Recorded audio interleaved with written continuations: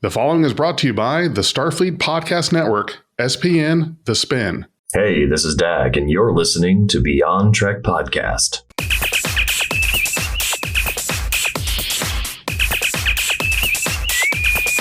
Red alert. I figured out how to do green screen keying in After Effects so that I can put in my background in post-production. Nice. So I'm going to try that out. Yeah. So one of the guys at work showed me that, and I was like, well, I'll be damned, I didn't know that was there. So it'll make it look a lot cleaner than, doing it while recording. We'll do it live. It's magical. We'll do it live. Not that there's anything wrong with just doing the one in Zoom. Right. No, there isn't. There's nothing wrong with it, but let him show off his skills. Let him show off his skills. Let me show off my, let him live his life. my After Effects skills. So true. I've got to stay sharp and do the fun stuff. Hey, so welcome to Beyond Trek Podcast. I'm your host, Big J, along with co-hosts Dag, Suzanne, and Renzo. We've got a special guest with us here today, Brent Black, who is putting together a musical that is based on Star Trek II, The Wrath of Khan. It's called... I'm gonna not do it right, because if I'd say Khan, let Brent do actually, it. It wasn't bad. Brent do it. Let's hear you do it. Your best Kirk impression of Khan. Well, okay. What does he do? You think it's this, but actually it's more like this. He goes, Khan, the musical. You got to do the shake. Khan. Yeah. It's going a little bit tension Super Saiyan builds. there. Yeah. Well, There you go. Thank you for joining us today. Really appreciate My it. pleasure. Thanks for having me on. Yeah, so you reached out to us via Twitter. So I take it you follow us on Twitter, which is great. That's spectacular. And for those of you listening or viewing, Brent reached out to us, wanted to talk to us about this musical that he's put together. And we thought, oh, well, yeah, that sounds very interesting, because when it comes to Star Trek and musicals, you don't really see that combination all too often. True. In fact, I don't think ever. Really? Well, you poked a water balloon. Oh. Okay, what did I But to step your in? point- Let's hear it. To your point, Big J, they haven't gone far. They've never broken out. They're usually fan productions. So Right. I think the spirit of what you said is true. Never, at this level, which sounds like a flex, but I think that sort of reconciles what you're saying with the facts. Okay, I don't mind the flex. You want to flex? I appreciate the hustle. Yeah, you're allowed to flex. So let's start out this way. Would you give us some more detail on this musical? Sort of start with the initial idea, where it came about, and where you're at with it right now, and when we can expect to see it. After that, then we're going to dive in all kinds of questions. They're going to be intrusive, abrasive, personal. You're going to cry. We're going to cry. Dag is going to cry. Intrude, abrade. Let's do this. Okay. I'm going to start with the premise and then work backward. Sure. So, in short, the premise is that Data from Star Trek: The Next Generation, obviously, it has written a musical right around the time he plays Scrooge in the holodeck, because he's trying to figure out acting. He writes a musical based on The Wrath of Khan, and so he programs all these holographic actors. And so instead of it looking exactly like the movie, it's sort of like these holodeck assets that he puts on a Wrath of Khan musical with. And he's sort of the bot that, he forced himself to watch 1,000 hours of 20th century Earth Broadway musicals. So his algorithm is spitting out all these kind of references to shows. He's thinking of songs that are from Wrath of Khan moments, but they're coming out like Rocky Horror, coming out like Chicago, and he's trying to figure out how. So it's sort of like a big Data episode of TNG that holds a sort of musical comedy retelling, a parody retelling of Wrath of Khan. So to go backwards, it's 2015. I had kind of a crush on a dancer, and she was like, come see my really weird show in a basement in Brooklyn. I was like, okay. And it was weird. But at one point, there were these two guys in spacesuits just kind of doing this thing. And I was like, man, kind of look like Chekhov and Terrell when they go in the cargo container in Khan. And I'm not going to lie, this part of the dance show, I was like a little bored. And I was like, that would be such a dumb idea for a musical. But like, I kept thinking about it and I was like, is it so dumb it's smart? You know, like, so I told my friend Alina, who I made a webcomic with back in the day, and she has written for Sci-Fi, she's written for Looper, she's very, like, way more of a true encyclopedic Trekkie than me. And I was like, but I don't know how to make it a musical. I don't know why it needs to be a musical. And I thought maybe Q is like retelling it in his own way. And Alina was like, but why would he do that? What if it's Data? And I'm like, what do you mean? And so basically Alina just hands me this premise. I'd already outlined the show, like how would I do each scene? How would I combine the settings? Because the movie has like 100 shots. You can't really do that on stage. It's like, how can we compress this moment, that moment?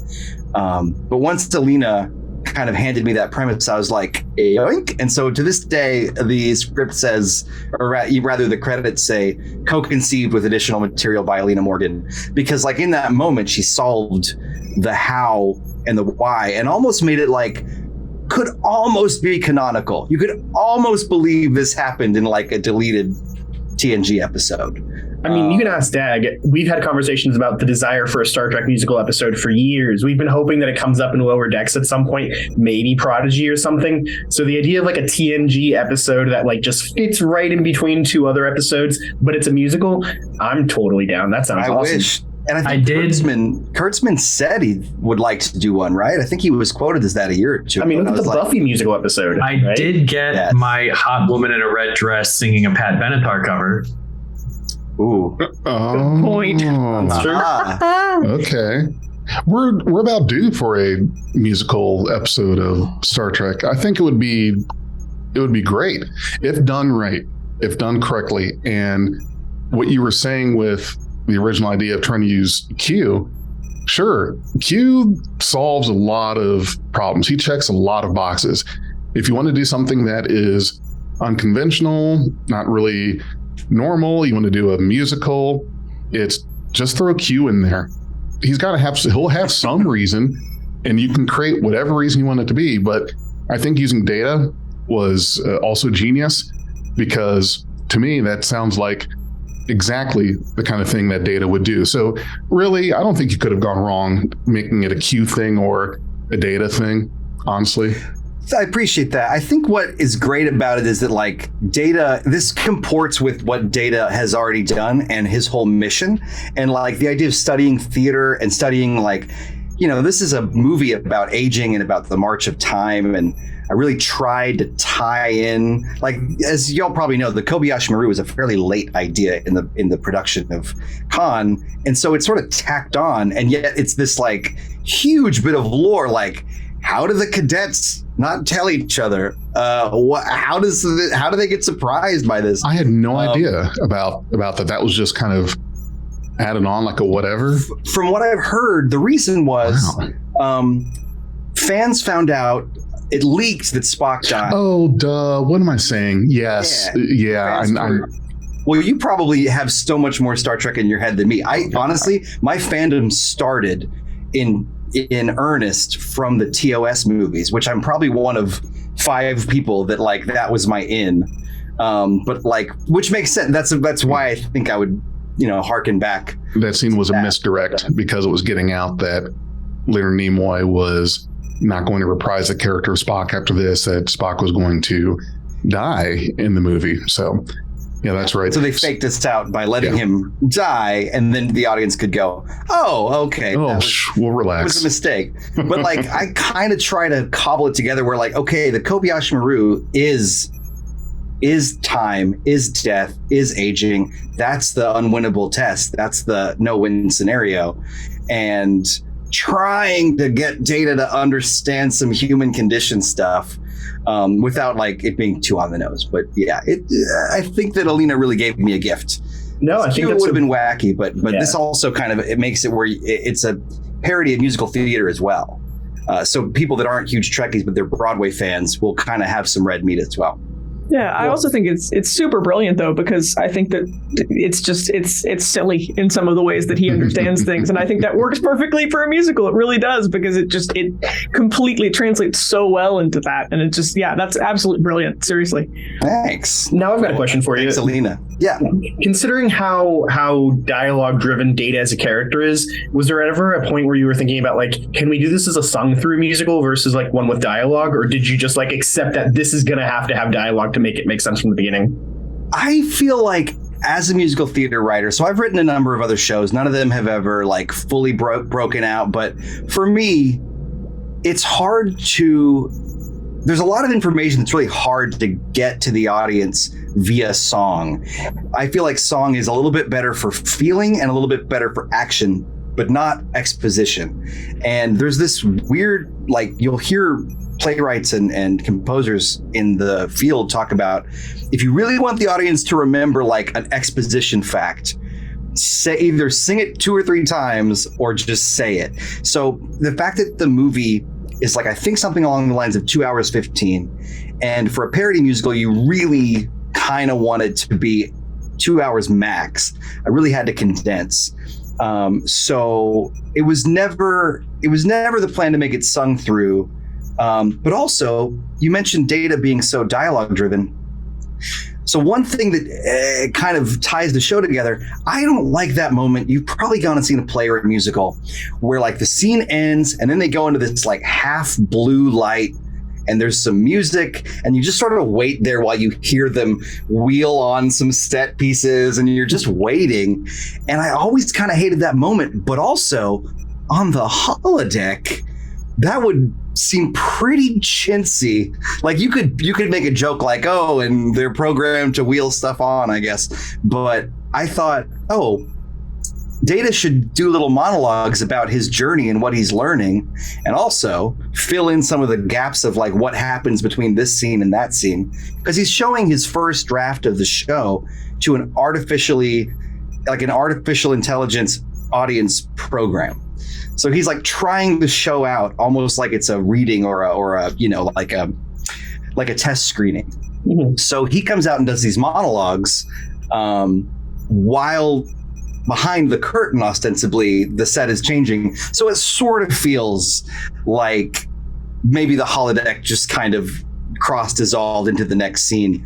But it also gives us a chance to get some of that classic Data kind of, he understands things, but he doesn't. Like at one point, he's like, you may have noticed that Data was up there playing this role. That is what is known as role doubling. Role doubling is when you start the show with one role, and then you want more. And like, he doesn't understand, like he thinks he's teaching the audience things the audience already knows.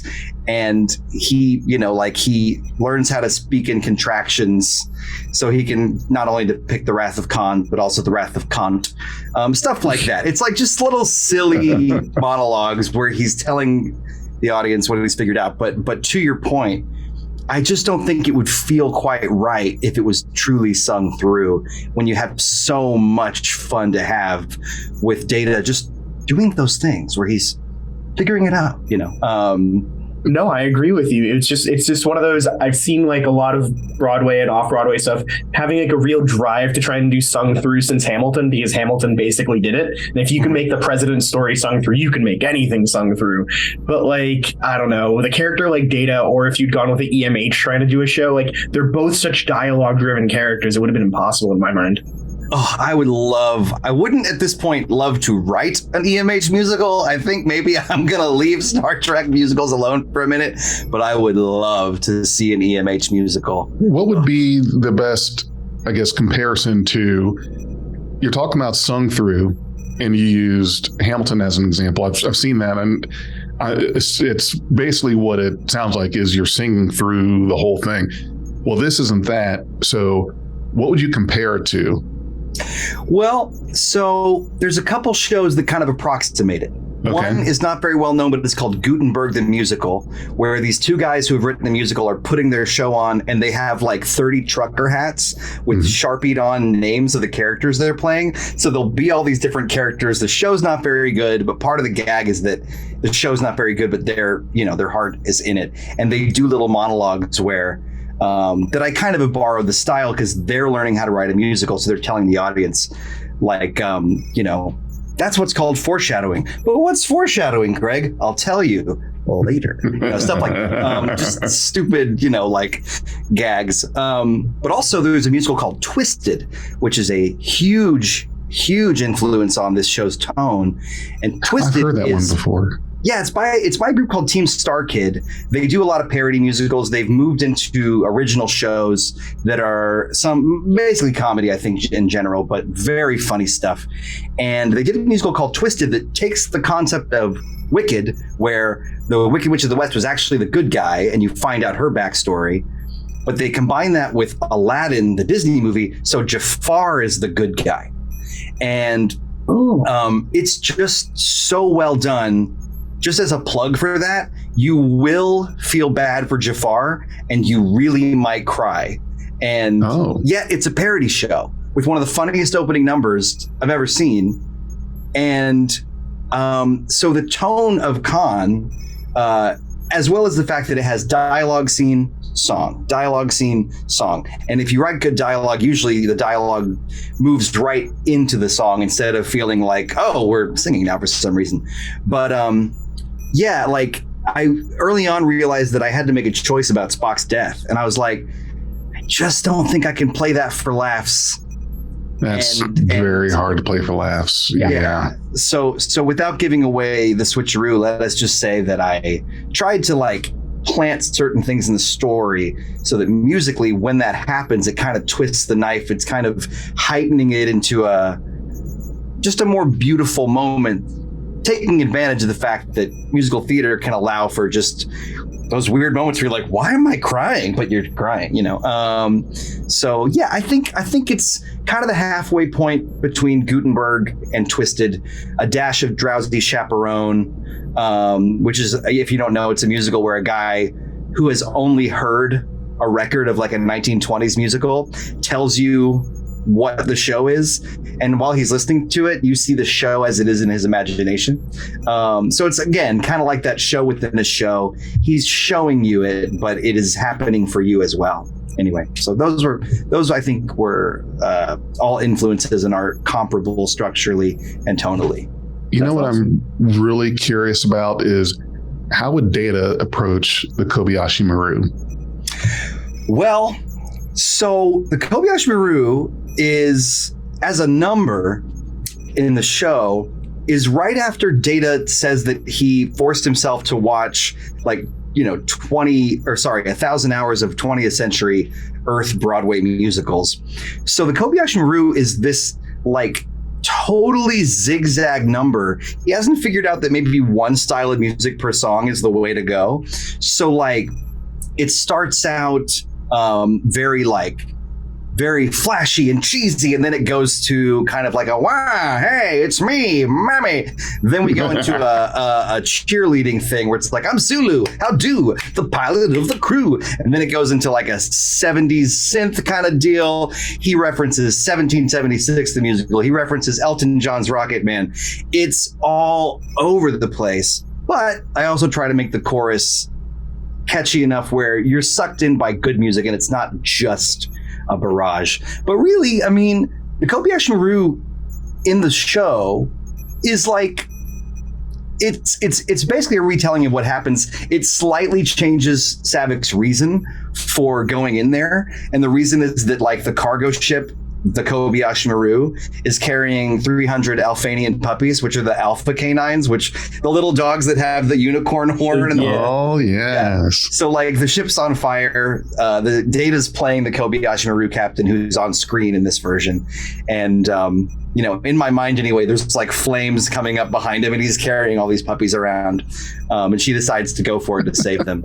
Yeah, I mean, if there's anything about his approach to Kobayashi Maru that I think is like how he understands it, I think because he's trying to understand humanity, he starts to figure out through the storytelling that as I said earlier, the no-win scenario, the true like unpassable test is the march of time. And Khan has a song called The Sands of Time, and Peter Preston has a song where he dies. It's a show about death, and just like, even though it's funny and it's a parody, it really thematically is about you can't beat time, and maybe if you're Spock, you can take your oncoming death into your own hands and do something good with it.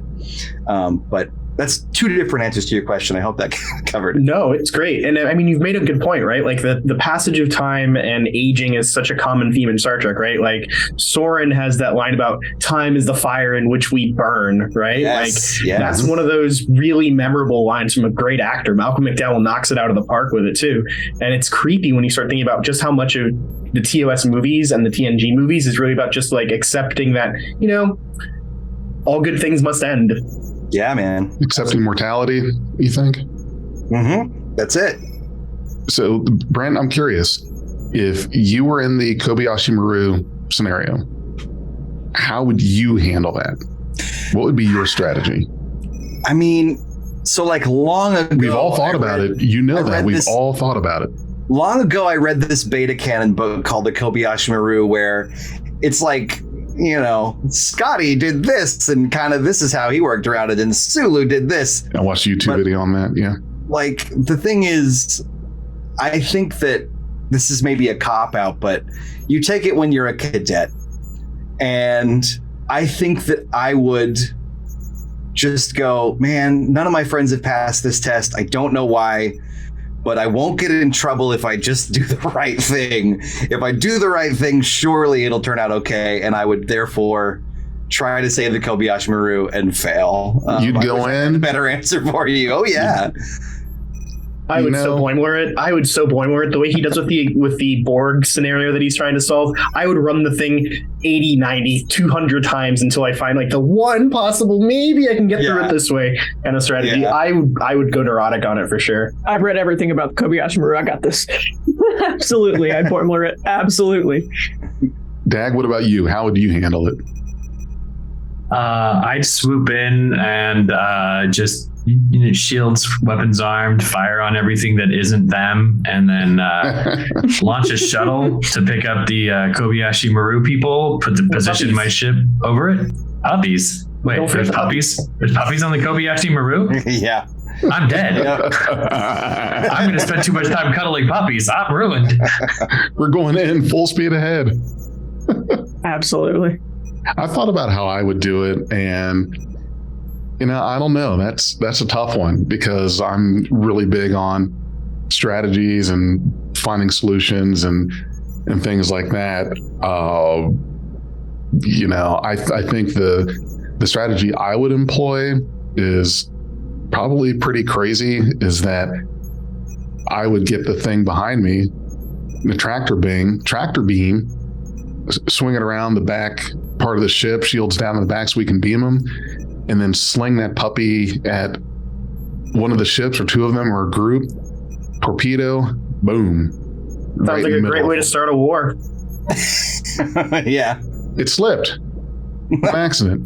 I'd wait for them to shoot first. Oh, no, because as soon as I went into the neutral zone, that was a violation. See, this is why. This is why you've got to do it like 80, 90 times, man. And like, so one of the drafts of the show had Saavik doing this whole soliloquy where she thinks through what she's doing. And eventually I just cut it because I was like, well, the audience mostly needs to know you can't beat it. And even if you do the right thing, you can't beat it. And I mean, while this is kind of, maybe a slight detour, one of the challenges of this is that like it can't just be an in-joke show that would work at a convention.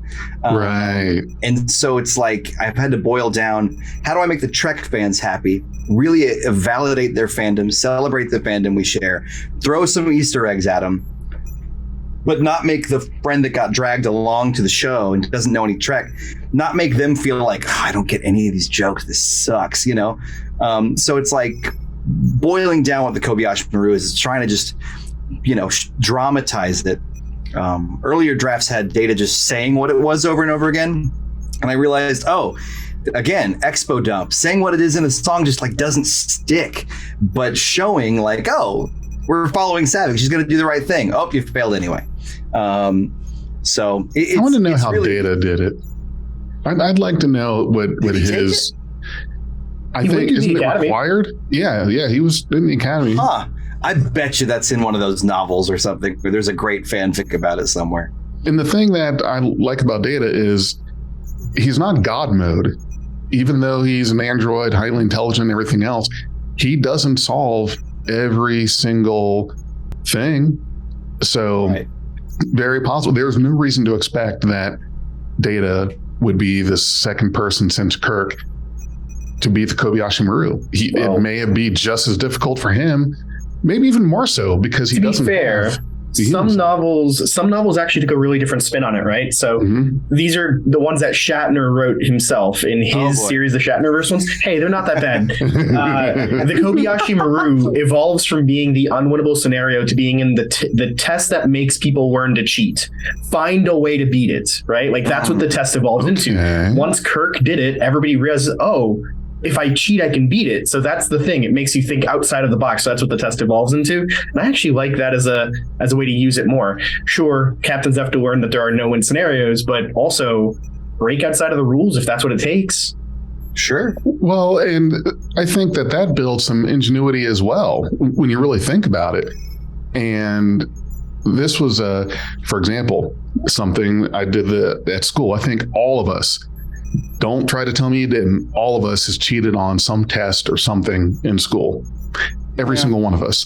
Well, this is dating me quite a bit, but graphing calculators, those TEI, whatever graphing calculators, it had a thing where you would like slide it out of its cover, like the case, turn it around, slide it down. Well, what I did was I put some notes and stuff on a piece of paper, taped it to the inside of that. Classic. So that as I'm looking at the calculator, if I just pushed up a little bit, I've got the stuff right there. Now, not only is that creative, but you also learn stuff while you're condensing what you want to write down and have on hand. So it's like I accidentally learned it writing the stuff on this. Yeah, coming up with cheat sheets is a great way to learn the material that you're trying to cheat on. Yeah, absolutely. Yeah, there you go. And it's like if you're a scientist and you're calculating area of a circle or whatever, you can have a piece of paper that says pi r squared. There's no law. I can't tell you take how that many calculator teachers with told you. Me. Yeah, teachers telling us when we were kids that you're not going to have a calculator on you all the time. It's like, bullshit. Here's my phone. Hi. I've had somebody be like, if you're in for surgery, you wouldn't want the doc brushing up on the routine beforehand, would you? I'm like, hell yes, I would. Absolutely. I sure as hell would. Yeah. You're darn right. There would be a book next to the wash-ups. There's like an intern on the whole turning pages for him. I mean, you're going to know. They have like 5 people around them. Right. They have 5 people, encyclopedias around them telling you can have a laptop out there Googling. Yeah. There's a reason lawyers' offices. There's a reason lawyers' offices have like 80 books. It's because they just, they need to check out pi r squared. Okay, great. On data taking the Kobayashi Maru, I will dissent. The Kobayashi Maru is a command track test, and Data was not command track. Oh, in addition to that, was a bridge-rated officer though, because he did take command of both the Sutherland and the Enterprise at times. Yes, those were temporary command promotions that were in the field. They were whatever Deanna Troi had to do, he had to do too, and she definitely had to go through that test. She probably did do that test in that one episode, but Data did not have to, and Data didn't learn the lesson because Captain Picard specifically says it is possible to commit no mistakes and still lose, and that would be a lesson that Data would have learned if he had taken the Kobayashi Maru. Sound argument. I'm going to argue that every Academy cadet that's going through is probably going to take it at some point if they want to be bridge rated. Like if they want to be a bridge officer rated, and we know Data was, he must have taken it. Well, now here's a question. When Savik's in the bridge, the simulator bridge, there are other cadets there. Like, are they maybe kind of all taking it together and just being like, well, I guess she told us to do this. Like, like it feels like centering a whole test. I'd actually think that they've already taken it. So is that how it works? They all rotate in and then they don't tell. I mean, I think the fact that they don't pass on the information is pretty hard to believe. There are different explanations, and sometimes it's like, of course they do, but that doesn't mean they suddenly know what to do. I always take it as it's your classmates. For example, let's just say that your class, there's 10 people, 10 cadets, and not all of them are going to be on the same track.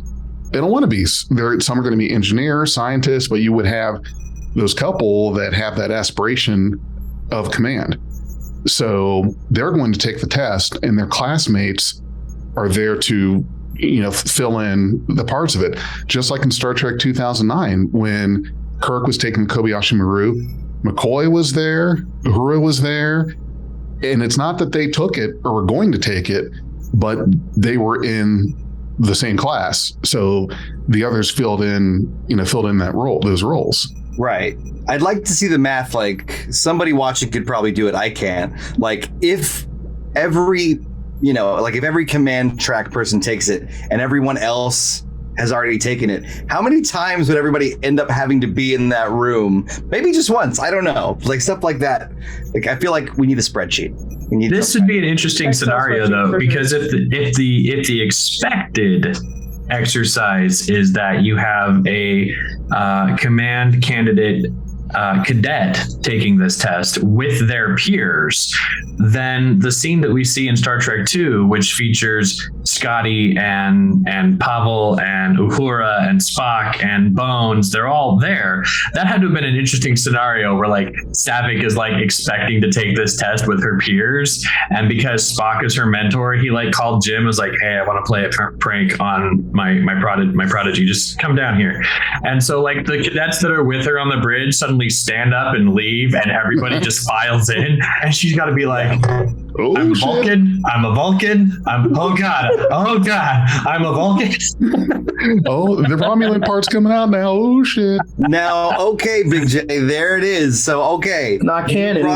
You brought up the fact that in the shooting script of Khan, The Wrath of Khan, she was half Romulan, and in the novelization, she's half Romulan, and that led me down a track because, like, let's be real. A, you don't want to cut an iconic character when you're condensing, when you're adapting it to a musical.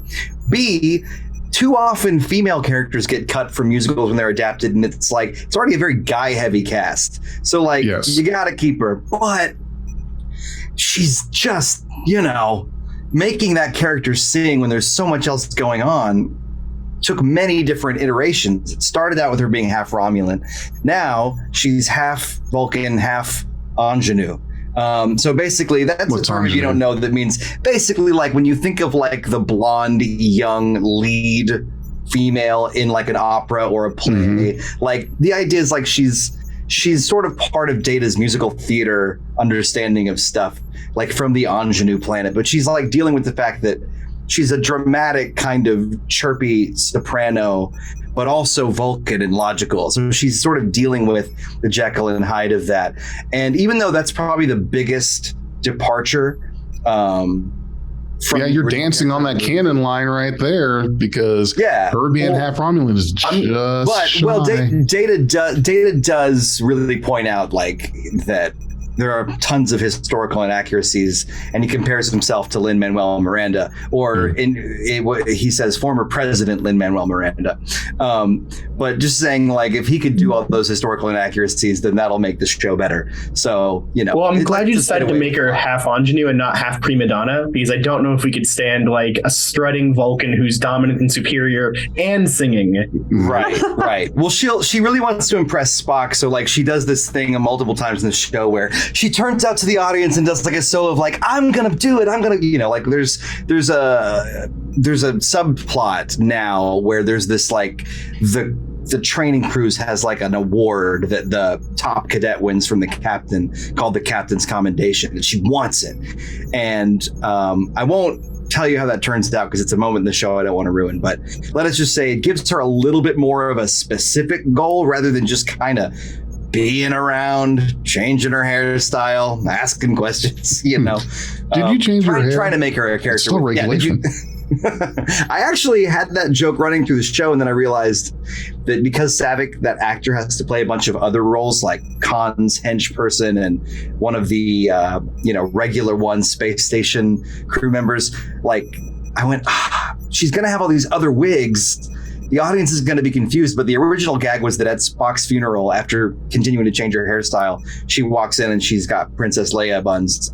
That's excellent. That's excellent. That's so brilliant. Like one day, there might be like a Trekkie cut of the show that's got a little bit more in jokes, maybe for like a 2-part convention panel or something, and maybe that could have that. That would be brilliant if the cast is big enough. Excellent. Yeah. Do it at MagFest. People will love it. Funny you should say that. This is kind of behind the scenes, pulling back the curtain, but MagFest considered doing a con reading. They just sort of realized, like, doing a 2-hour panel of sung material, or one act one night and the next act the next night, it just basically, because the actors would cost money, because it's not an easy show. It's not like let's all put it on a show in a barn. I've had music directors tell me that, like very, very politely be like, yeah, the role of Kirk has some demanding stuff, and quick detour. Kirk's not a demanding role because it's of high notes.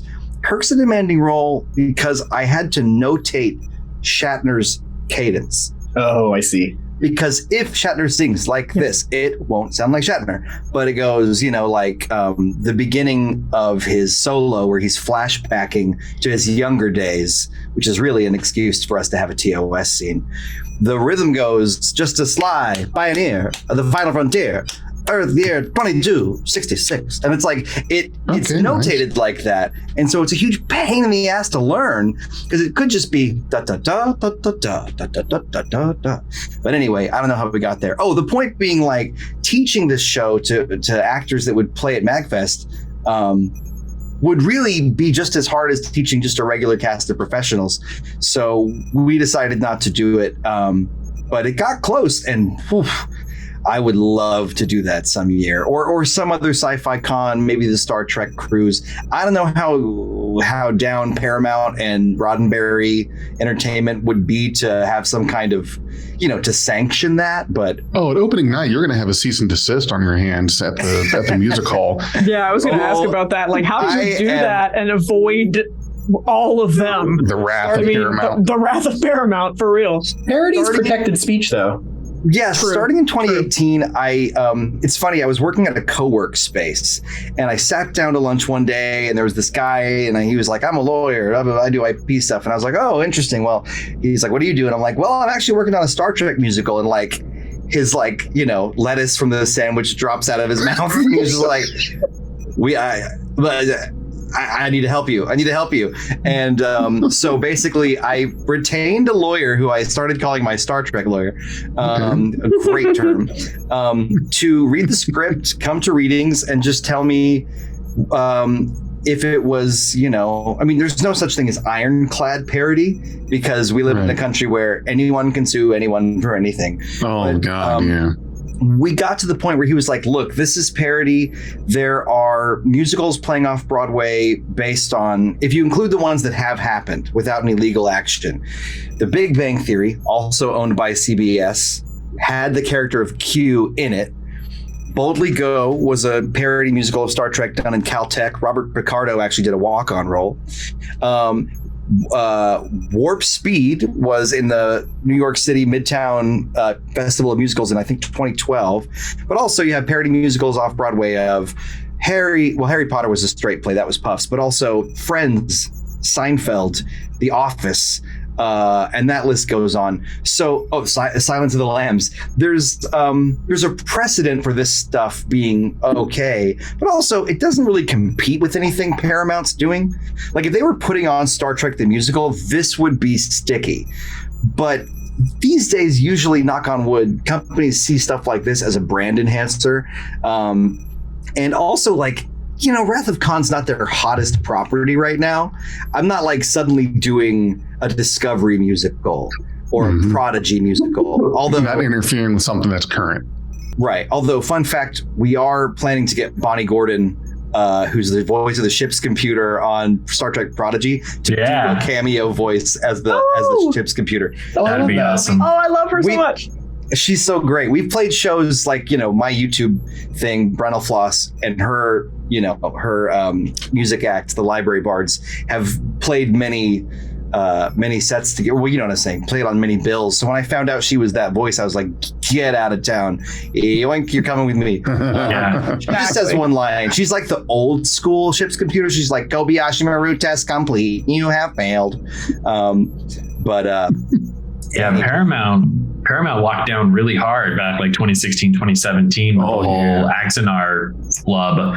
And there were podcasts that I was listening to that had to issue special versions of their previous shows that had wiped any Star Trek branding from them at all, because CBS was like, no one can use the IP anymore. And for about 2 years, that was the way that it was. And then slowly these podcasts started getting the approval to do that. But I figure since you're Off-Broadway, there's enough people that know about this that if it was going to happen, it would have happened already. Well, that's actually, I'd like to think that's true, but like in general, it's like the rules. I think Renzo, you alluded to this. Like, parody is protected speech. It just has to be parody. And so one thing my lawyer Rob, my Star Trek lawyer, always said was like, you cannot go very long without commenting on the movie. You cannot just fanfic your way through this. So if you find yourself getting too off on your own tangent, come back and make sure. For instance, like one of the jokes everybody says that I've also borrowed is some version of, why does Scotty not take Peter Preston to sick bay? Why does he bring him to the bridge? Yeah. And in this version, Uhura just kind of has like an under her breath, like, oh, I don't understand why you took him to the bridge instead of sick bay, because that's none of my business. But anyway, So there's lots of stuff like that we make fun of, and also just kind of like, there's chickens. This is the weirdest, maybe one of the weirdest moments. The mutant space chickens. I read about this and I need to know. Yeah. So like, I always thought the Genesis effect in Star Trek 2, but especially 3, made no sense. When the Genesis effect is happening, all life is progressing super fast. Unless you're one of our heroes. And like, in that case, you're fine. Like those trilobite microbes on Spock's coffin grow from little, like palm-sized bugs to things that can like wrap around Christopher Lloyd, and he has to, if somebody doesn't know what I'm talking about, that's maybe one of the weirdest sentences in life. But anyway, so I was like, how do I make fun of that? But also, how do I give Kirk a reflective number where he really realizes, shit, like I messed up. I left messes in my wake and I wasn't as perfect as I thought. So the song is called When the Chickens Come Home. Oh, that's excellent. And the thing is, like, a space chicken comes on when they're stuck in the Genesis cavern, and Bones is like, now just what the hell was that? And the idea is that David, Kirk's son, brought eggs in his rations down to the thing, and like when the Genesis wave happened, the eggs got swept up in the Genesis effect and became mutant space chickens. And then he just kind of like has a little short monologue where he's like, but it didn't do anything to us. That's wildly inconsistent. But so as Kirk singing this song about, the chickens have come home to roost, and I killed this guy's wife, and I had a kid. I wasn't there. And the chickens start backing him up, and they're like, buck, buck, buck, buck, buck. So it's like sort of like still a parody. It's still, making a comment on the Star Trek universe. And also, mutant space chickens are the kind of thing that TOS would have done in like season 2 or 3. Space hippies, come on. Mutant chickens are just a couple doors down. Yeah. So when it comes to parody, it's like stuff like that is important. And while it is a love letter, it's also a roast, and all the references visually, all the little Easter eggs. Like at one point, Kirk says, when the chickens come home, you see what's really true. You thought your record was pristine. Well, a double dumbass on you. Like stuff like that, where like people that don't know what that means will just be like, that was an interesting way to say that. But people that get it will laugh. And thereby it's constantly trying to, it's not just CYA, see what you just did there. Yeah. Which is also part of parody. So yeah. And that's why nothing is legally ironclad, but if they were like, we just need our lawyers to earn their keep. Like, I don't want to, law and order this. I'm not a legal professional, but we would have a long list of, hey, here's the 800 ways we tried to make this a parody. Can we get a motion to dismiss? Right. I think you're fine. The current leadership that's overseeing all of this seems far more permissive than it was back in 2016, like Dag was saying, right? Like now Star Trek Online is bringing in ships and characters from other video games that they did not own and did not make, right? Like they're bringing. I didn't know that. Yeah, they brought in Garidian ship from Final Unity. They brought in the Typhon from Star Trek Invasion. Like they're bringing in stuff from all other games now. Pretty cool. Awesome. And they're much more permissive of Axanar, which is finally getting done. So these things have definitely cleaned up since Viacom and CBS did their swiggly do, and now it's just cleaner. Yeah, I think as somebody who was unwittingly part of the new media frontier, as YouTube became a little bit more like less like guys in their basement doing weird vlogs and became a little bit more legit. Mm-hmm. I think that companies didn't know what to do. They felt threatened and didn't realize, oh, this is good for us. And once YouTube realized, oh, we can just make it where they get part of the money. If somebody, like, really, you just got your minions running around making fan stuff and you're scooping up half the revenue for that video. It's a pretty good deal for everybody. But I think that's part of it. And I think that, just companies have figured it out as a whole. We look worse. Well, sometimes companies like Nintendo haven't figured this out yet, but as a whole, we look better if we just let this stuff fly. And nobody doesn't go watch Wrath of Khan because they watched Khan the musical. If anything, they go watch Wrath of Khan or they watch it again before they come. And so it seems like companies have figured that out. I wish it hadn't taken so long, but maybe Paramount, CBS were like a little bit later than others. But even with their like restrictive, fan film rules, one nice thing about this is that it was never a film. So like that was part of what we, thought early on, like it's not really in the realm of what they're upset about. Yeah, well, I'm sorry. Brenda. Yeah, no, you first. Okay, sorry. No, I mean, I think I've actually seen more issue, not so much with films, but with like fan art. More so. Yeah. I've seen more issues with like stickers, things like that, prints, whatever, because they are losing revenue from that. And that makes sense. I lately haven't seen it as much with like this type of thing or films or whatever it may be. But I joined the fan base later. So that's, but I've seen it more so recently with more like physical, tangible, like artworks than I have with actual like film or play or anything like that. Yeah. So what I was going to say was, my partner is only just now working his way through the whole of Star Trek. He's watching them chronologically. So Enterprise first, then Discovery, then TOS, and now he's on TAS. In universe chronologically. Yeah. Interesting, wow. right? Yeah. So we cheated a little bit. We watched the TOS movies early on, just so that he'd get like a feeling for them, much how you did. But he's really enjoying TAS now, and we're planning to go see Khan the musical now when it's out in New York, right? Like we're excited for it. But he's not going to have much TNG in him by that point. I expect we'll maybe be in season 1 or 2.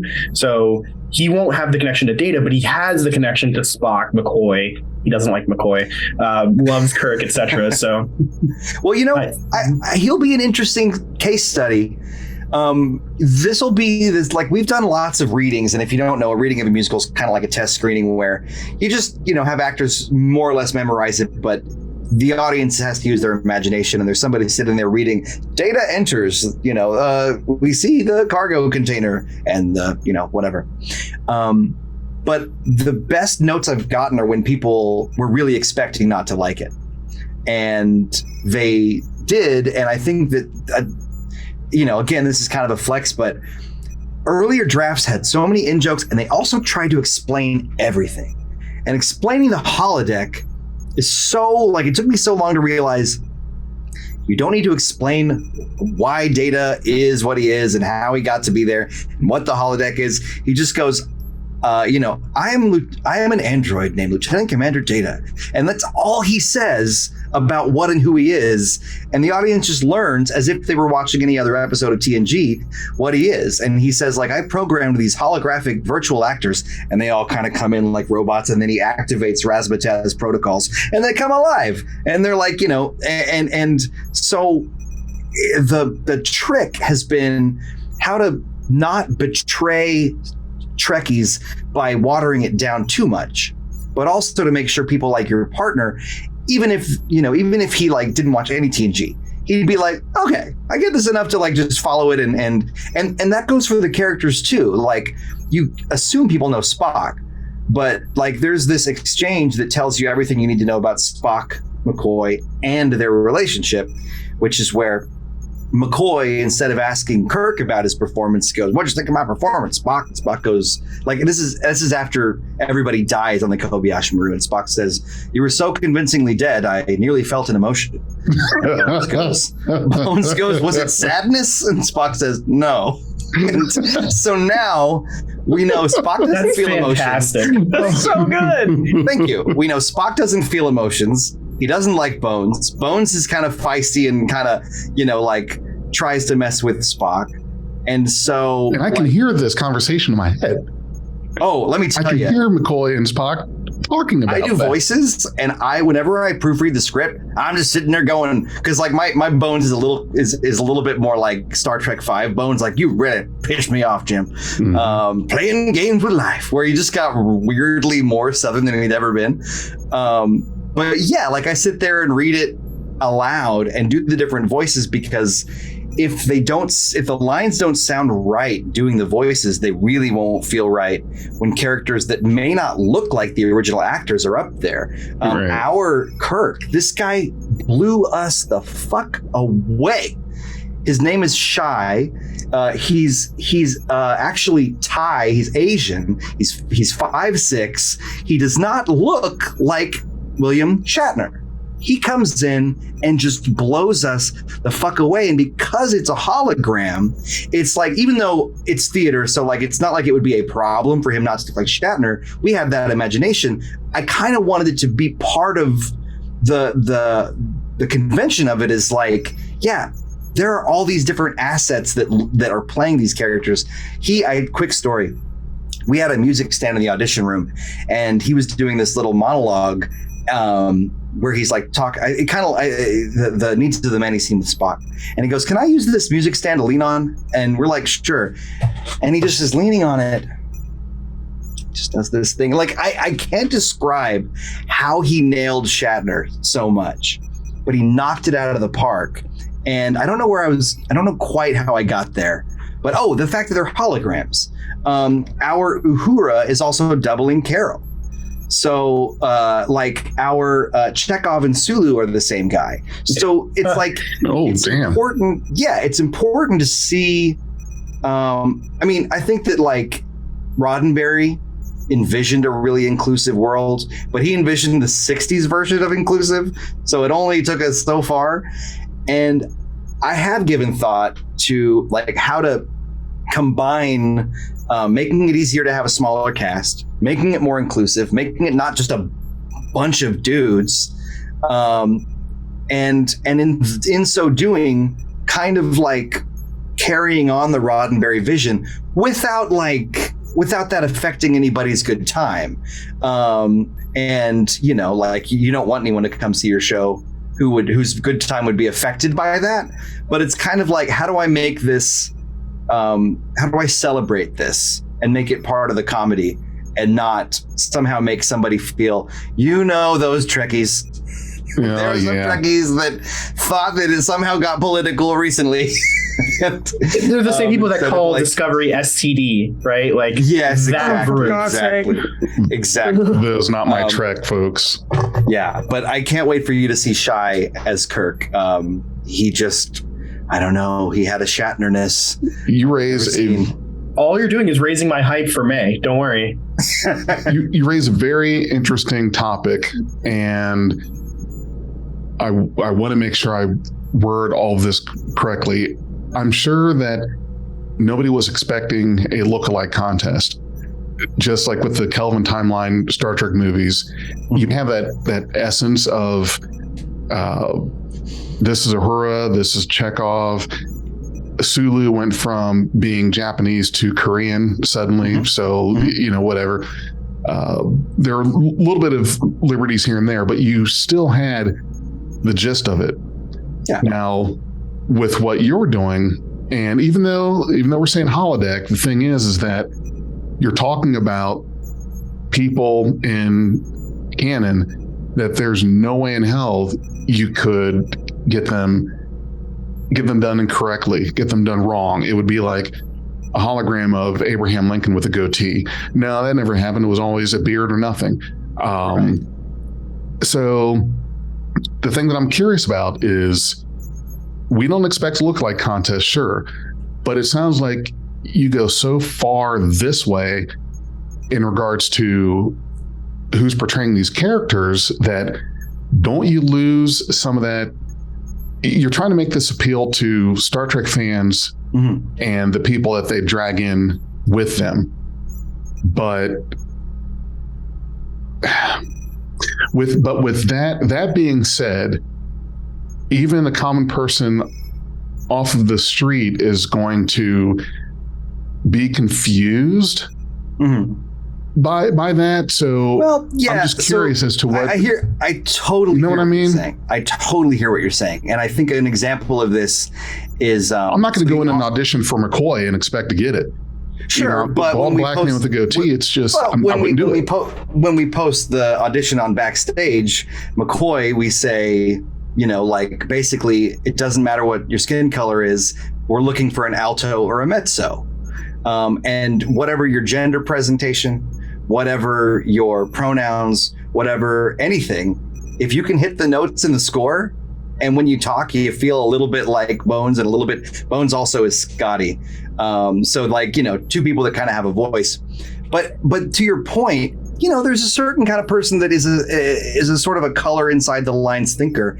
And I think there's two things about that. Number one, to depart from anything like a lookalike contest cancels out people's like, oh, he looks almost like him. If he just this, if he just that. It's like, no. It's not going to look anything like him, but he's going to have the essence of him. There's that piece. And there's also, there's a website called Show Score, which is kind of like audience, like a crowdsourced audience reviews of plays, mostly in New York City. And the Office parody musical has a woman playing Michael Scott. And you get these really funny women who nail a Steve Carell, but you'll see a review on Show Score that goes, I don't understand why they had a woman play. It's like there's some people that just like don't want to wrap their heads around the difference, and maybe they're the kind of person that wouldn't like certain things happening in Discovery, wouldn't like certain things that have made Trek feel not quite like Trek. From my perspective, I think that I'm trying to trust people's imaginations and write a show that's so good that the discomfort with that initial jarringness, because even if it's not about skin color and gender, it is jarring to just have to wrap your head around like, oh, this we our Bones and Scotty is like, I think under 30 and a woman. But the essence of it will be there. So I think that I had to make a choice.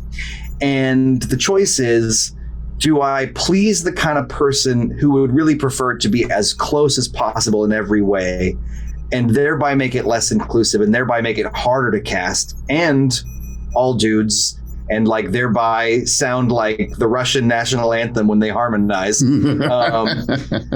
Or do I make a certain swath of people uncomfortable and hope they can come along and have the imagination that made them like Star Trek in the first place? And the ones you're going to make uncomfortable are kind of, that's a tough ask, because Trek fans, are not very forgiving. Nobody hates Star Trek like Star Trek fans, but I'm glad that you made the choice you did, Brent. I think you made the right choice. I am too. I was going to say Very the same bold. thing. Thanks. Especially somebody who's non-binary and like that inclusion is so important and stuff like that. And I think you made the right choice there. I really do. Thank you. We're going to make you hate this so much you'll be a better fan. You'll thank us for it.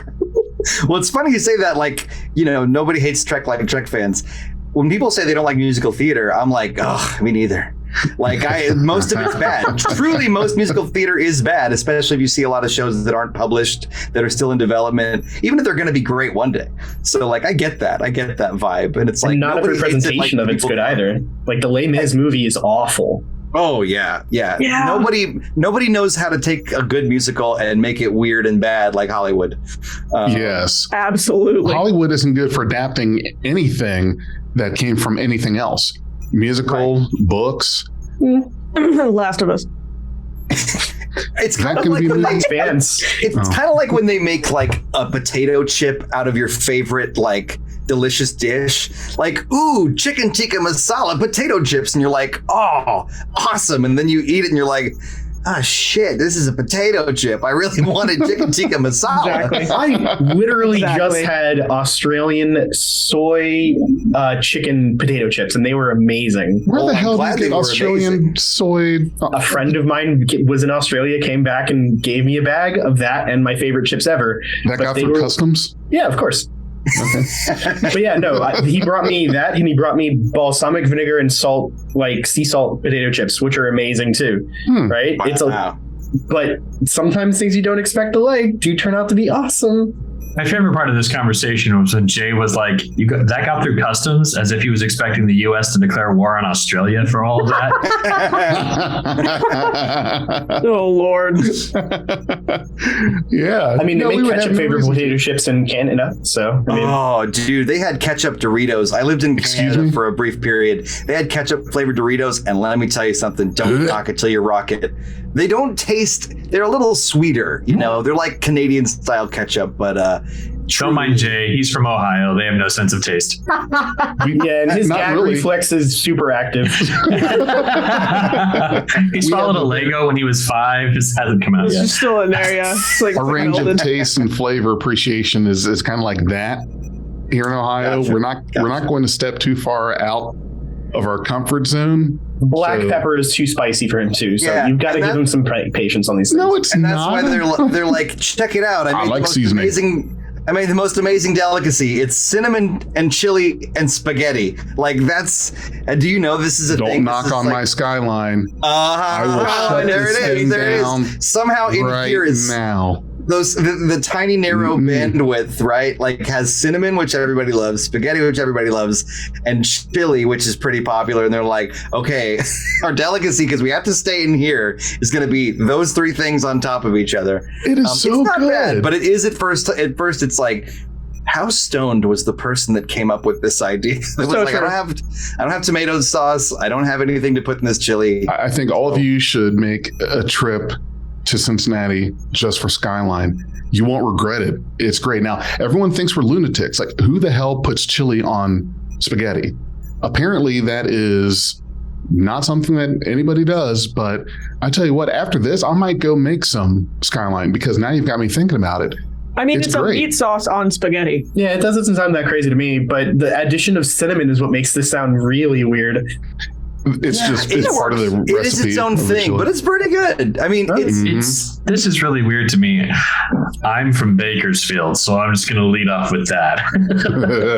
my fellow Kern County's listening and they'll be like, yeah, we know what he's talking about. But when I was a kid in the 80s, I had this dish called chili size, and it was literally just spaghetti noodles with chili and cheese on it. Yep. What was it called? Chili size? They call it chili size. That's basically what you described. Just on the nuts and bolts of it is Skyline. Right. Yeah. Yep. Yeah. So now I'm ashamed that I have more in common with Ohio than I thought I did. And I'm from Alabama, and we eat biscuits and gravy that has the texture of cement, and somehow it's still good. You come back out to California, we'll get you some good biscuits and gravy. Yeah. Good eats. All right. So in defense of weird foods, though, right? Like sometimes when cultures clash, you end up with some really delicious things. I'm from Miami originally, right? And there's a huge Cuban population there. And there's even some people of Arab descent that went through Cuba. Because of that, they eat pork. Shawarma is delicious. Pork shawarma is a step up from everything you've ever had in your life. Ooh, it's so good. It's the meat tornado style of cooking, so the edges are always crispy, and they do it with pork belly. So it's just so good in the sandwich, and I can't find that anywhere but in Miami. What's it called? Pork shawarma. That's like the name of the restaurant, or is that? Oh, the restaurant? No, the restaurant was like Pita Hut or something like that. I don't remember. Okay. But pork shawarma. Yeah. My brain is racing to come up with some catchy portmanteau, like punny name for pork shawarma, and I kind of got nothing. Like shawarma. It's terrible. It doesn't. I also heard porkmanteau. So That was me. That was me. no, like I heard him, and then you said it. I'm glad I'm not the only one. I heard porkmanteau, and I was like, oh, okay, yeah. Oh, I should have just committed and been like, of course I said porkmanteau. I'm not clever. Well, I heard that. Jake, just edit it. Just, That's what I meant. Oh my god. The Beyond Food Podcast. Beyond Food Podcast. There we go again. You know, I've got smorgasbord right there. Smorgasbord. For the I actually have it like intro and everything. I had a whole show going on. I was going to make the foods and the drinks from the Star Trek cookbook and the Star Trek cocktail book. It was gonna be really nice. Good. I should say as a plug, we are hoping, I can't promise, hoping to have some themed cocktails at the show. An Aldebaran whiskey sour is one that I thought would be fun. Is that going to be a New York sour or? That's a great question. I mean, I looked up the recipe and it's probably going to have green Gatorade. So like, let's not get too fancy with like the kind of whiskey sour we're talking about. Yeah. But call that a Vulcan sour if it's green, though. Aldebaran whiskey. The only 100%. Vulcan drink I remember off the top of my head is Altair water, which is not well explained. It just sounds really boring, and it's from Altair. It's Vulcan. A Vulcan thing that's bland? Man, turns who out. would have considered? It's their LaCroix, basically. Don't knock Plomeek soup, okay? Until you try it. Don't knock it till you try it. I think that this sounds very interesting. It sounds like it would be a great show. Now, Brenda, you said that you're actually going to go see it. Mm-hmm. Yep. Alex and I were talking about it. We were looking at times to find it. He's going hardcore of like, oh, we're just going to make it a weekend in New York City. And I'm like, okay, but the point is the show. The show. So, hey, Brent, would you be down to do a review when Renzo gets back from that show? I mean, I would love for there to be a review in any capacity, especially if it's like, I mean, you know, this is like the prototype of the show. So we want to eventually do an open-ended run and not just 5 weeks. So I want every review I can get, even if somebody's like, I give it a B+, and here's why. I'm like, give me all I'm like, I'm like Doomsday in the Superman universe. Like, basically, if you hit me with criticism, it hurts. And then I'm like, it has become a part of me now. I'm more powerful. So yeah, I would love, whether you like it, hate it, or like it just okay. I would love to hear a review or just know that one's happening. Yeah. Well, that's how you adjust things and adjust content, and there are things that we as a podcast have adjusted here and there based off of feedback. And there's this thing I do on the side. It's called Big J's Beef. Basically, I will find something about Star Trek or particular current episode that I've got a problem with, I've got beef with, and it's different now than what it was when I started it and envisioned, based off of feedback from someone I'd known over 30 years and very well trust. And it's okay, this worked. This doesn't really, I see where you're going here, but didn't really translate. This works. Do more of that. And I think that it's very important to get those reviews. And here's the big thing. Here's the key. And I've told him this specifically. When I show you something or have you look at something, you just don't give me it looks good. Yeah, sounds good. Because he's an actor. He's an actor based in Los Angeles. And when he comes to me to help him with his stuff, preparing for characters or readings, whatever it is.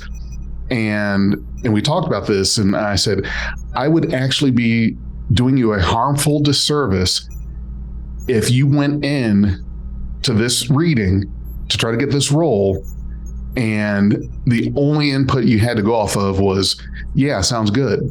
Right. If I don't think it is, then you've got to hear that, because you're going to go in there and you could embarrass yourself, or it could look bad. Yeah. And it's not good. You don't want to send someone out with some false sense of, this is great, everything I touch is gold. Yeah. I can't go wrong. This is all good stuff. I definitely try to like ask someone how far along they are with something. Yeah. Because it's like, if they're basically like, this YouTube video drops tomorrow, what do you think? I'll be like, here's what I like. But if they're like, here's a script I just wrote, that's when I'll dig in and be like, okay, like, because to your point, Jay, like, I think that it's respectful, and even, it's friendly, it's affectionate, it's helpful to, again, respectfully tell somebody the real stuff. And I mean, like, sometimes you watch a Friends musical and you're like, we're half an hour in and I don't care about your main character. And like, I think that you have to learn that the pain of that kind of criticism, which sucks, is like a vaccine, or like Selsun Blue, the old commercials where it's tingly. That's how you know it's working. It's like, if it hurts, it's working. Yeah. But for me, the biggest lesson is, don't pay attention to people's solutions, because 5 people give you a review and 5 people will tell you how to fix it. Mm-hmm. But your show is not going to be your show or your piece of art if you fix it like somebody else. But if one person says, oh, I don't like this part, okay, all right, unless that resonates with you, you can ignore it. If 2, 3, 5 people all have the problem with the same part, then you have to address it, even if their individual solutions might really not matter, because you have to solve it how you would. But if that many people have a problem with it, you can't just say, oh, you just don't get it. It's like, nah, we get it. We get it enough. If you get that much feedback, and I get it, in the grand scheme of things, you might be talking about 5 people say the same thing, but another 100 or 200 don't. The thing is that, do you want to go that far? Do you want to look at those numbers and say, well, this might be just a few people saying this? But the thing is that I think the reviews that are looked at the most are the negative ones. Yeah. In regards to, if someone's reading about, okay, so I want to get more information on this musical. So, and I do this when I'm shopping stuff on Amazon. I'll look at the 5s and I'll look at the 1s, the 1s, 2s. I want to see, okay, what were people's problems with this? And is this 1-star because you reviewed a product that wasn't delivered yet, or the box was dented? Like, you dumbass, that's not how you do the thing. Or see, is the dissatisfaction just because of user error, or someone that is watching the musical is like, I didn't really like this too much because I don't even know who Kirk and McCoy are. Right. And I've never seen Star Trek 2. Okay, well, great. Not the show for you, probably. Exactly. And this isn't for you, because this is not it's an original work, but it's not. It's based off of a large established franchise. Yeah, I'm going to reveal something publicly that's one of the most vulnerable, weird, behind-the-scenes things about this show so far. Right. I, last week, wrote a bad review of this musical. Like, I don't know what came over me, but I was like, there are going to be reviews that are going to hurt. What are they going to say? This is an interesting exercise going into rehearsal for a developmental production where we're probably going to fix lines here or there. And I'm like, what would be like the realistically bad review? Like, I developed a game called Use Your Words that's done pretty well. It's kind of like a Jackbox game, but in 2017, Destructoid gave us a 3 out of 10. like a 3 out of 10. And that's a little evil. You look at our Steam reviews, we're like, I think it says something like mostly positive, or whatever. Like people mostly like the game, but a 3 out of 10, like, oh god. So I was like, I don't want to feel that way again. So what would somebody who felt like that about this show say? And I wrote it out, and it almost feels like, okay, I've read the bad review, bring it on. And I've never done that. It's a very weird, like, it's vulnerable to share, but I don't know. I feel like if I ever do another musical after this one, I might do that again. I think that's a really interesting technique. I like that a lot. Absolutely. Would you ever consider publishing that? Yeah. The reason is, oh God. Look, the reason is because my fears about what might happen with certain actors, who, by the way, it's an amazing cast. The reason I wouldn't publish it is my fears about how certain actors might be unfairly treated by a critic would not look good or be nice. I would consider excising that, but at the same time, you almost don't want to put negative juju out there, because like how you sometimes like a movie and then you watch like the Red Letter Media video, or you watch the Jeremy Johns or the whoever, like shits on it. Yeah, or you go to Rotten Tomatoes and it turns out, oh wow, it's getting like a 59%. Suddenly you can be convinced it wasn't good. This movie was bad. Why did I like it? Right, exactly. When it's like, oh, but if it's 59%, that means that, maybe 1 in 6, or sorry, maybe 6 in 10 people liked it. So I might publish it in like a very limited, I don't know, like a memoir, if I'm ever a big enough deal to justify that, but probably no time soon. No, fair enough. I mean, you're right. If putting bad juju out there is scary. If it wins the Nobel Prize, I'll publish it, because by then it'll be pretty ironclad. Release it, but don't put your name on it. Oh God! Just Come up with a pseudonym. I'll make sure there's the comment section so everybody can be like, you're wrong. This is a terrible review. Just release it as like Shen Bapiro or something. I didn't like the show, and here's why. I'll give you the 86 reasons. Mostly it's about this. It's about that. Our Judeo-Christian values were attacked by all the people in the show. Sorry. Not your Ben Shapiro impression. That is good. I'm not a fan of the man. Just give yourself, get some eyeliner to darken those brows and a wig, and we're gonna do a set. We got this. Looks like his beard looks like he actually put eyeliner stipple. It's a strange texture, Anyway, it looks like he's playing like the way that like somebody who's like the 5 o'clock shadow in a play, like somebody who's just down and out. They haven't been home in days. I think his beard is better than Ted Cruz's, though. Ted Cruz's beard is just fucking weird. Oh boy! It looks like he just. It looks like he just had a sweaty face and some pubes just like blew up on him in the wind and stuck to it. It's a terrible beard. Where's that gag reflex? Think about Ted Cruz. How dare you? That's true. We have become the Beyond Politics podcast at this point. That's true. Yeah. Sorry if I took us there. My bad. Brent, you're from Texas, right? I am indeed. Yeah, you're totally qualified to say these things. Thank you. Yeah, I mean, I feel like having grown up in Texas, undergrad in Oklahoma, then my life since the age of 22 has been in the Northeast, New York City and Philadelphia, with a year in Toronto. I feel like I've seen the spectrum, or a lot of the the bands. What do they call it? The electromagnetic. Yeah, it's a spectrum. It's like multidimensional. Just to keep it Star Trek, but yeah, Cruz and I feel like I've run the gamut and can say with some authority, there's some real dildos out there. Brent, before we lose our 2 conservative Republican viewers that we've got, maybe 3. Did we gain 1, 2? Do we have any? No way. Shocked. I would be not anymore. No way. Not anymore. Nope. Big lesbian flag back here. Like, I hope you're okay with this one, buddy. So, Brent, they would be if they could read. Ooh, come on now. Shots? They can't read colors. Phasers fired. Lots of torpedoes. What were you Yeah, gonna the say, torpedoes, Jay? full speed ahead. All right, pull it together, folks. Yeah, we're almost there. Come on, pull it together. We did good until now. Now we're falling apart. Just to wrap up some as we close out our interview session. And again, thank you so much for taking your time out to talk with us.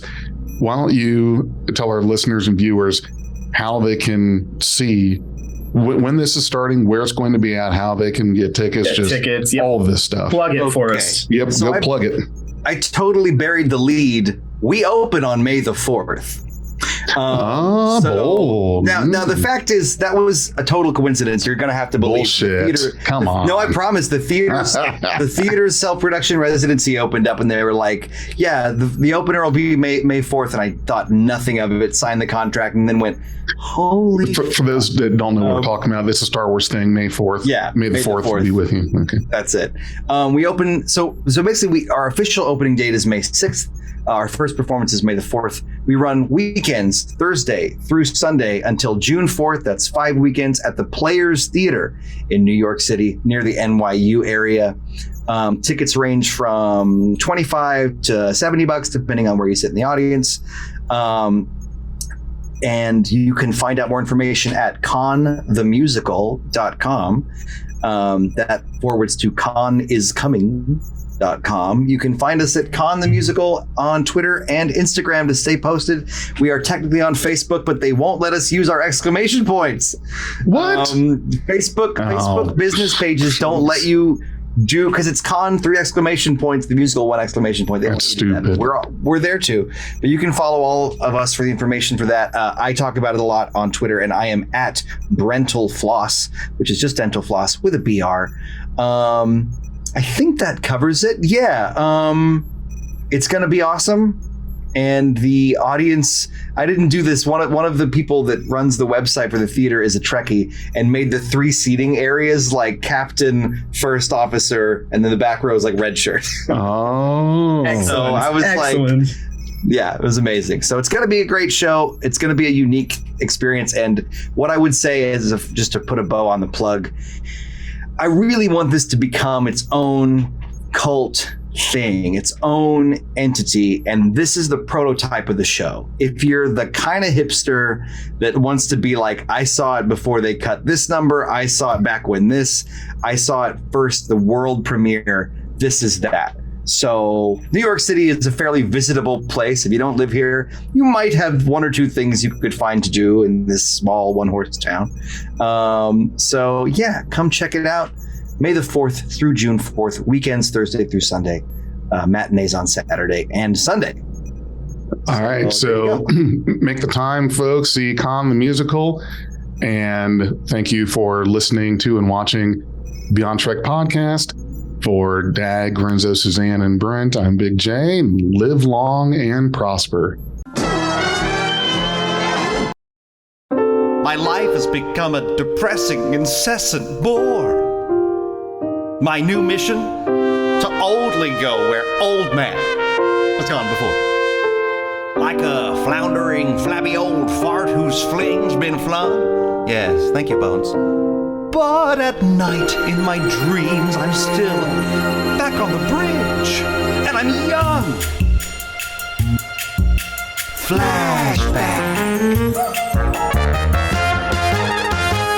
Yeah, just a sly pioneer of the final frontier. Earth year 2266. Yeah, the 60s were fraught, but damn, I was hot, and you bet that I got my kicks. We would survey a planet and chart it and scan it, and man, it got rough in so many ways. I'd ask Spock to a prize, and then Bones would advise, so I'd do what I was gonna do anyways. I was just a dreaming pup, but my heart was beaming up. James T. Kirk was the swingin'est captain who ever swung. Oh, what I wouldn't give to be young. Hey, flashback Sulu, warp speed, baby! We discovered new worlds and new alien girls. If you've heard of of a sector, I've been to it. My hair was all mine, my body was fine, and all species of lady were into it. Forging feasts all around each new planet we found. Captain's never been down, but I would. We'd come back from a trip and relax on the ship, safe in walls made of cardboard and plywood. With Uhura on the phones, Chekhov, Sulu, Scotty, Spock, and me. Damn it, Jim! There's no crew in the fleet who could beat those I voyaged among. Oh, what I wouldn't give to be young. Ah, so many memories. Exploring new systems, going on adventures. That one time Spock's brain got stolen. That was weird. Oh yeah, and the crew of the Botany Bay. We rescued them, yes, but then got in their way. They tried to take over the Enterprise, but I cut their big guy right down to size. Oh, that planet we hastily stranded them on. And their leader, what was his name? Keith? Wait. Khan, that was his name, Khan. Whatever happened to that guy? Anyway, I was young, debonair, sort of devil-may-care, squarely daring each catch-22. Still, the risks that I took weren't for kicks or for looks, but to save my ship and her crew. Now those memories flood my brain with futuristic sci-fi white guy pain. Are my winter years meant to be spent as a hero unsung? Unsung? Why can't I go back to them? Warp 8.5, to those better days when I was really alive. What I wouldn't give to be young. Oh, my hip! We are the On Track Podcast. Lower your inhibitions and surrender your years. We will add inspirational and hilarious Trek content to your day. Your attention will adapt to subscribe to us. Resistance is futile.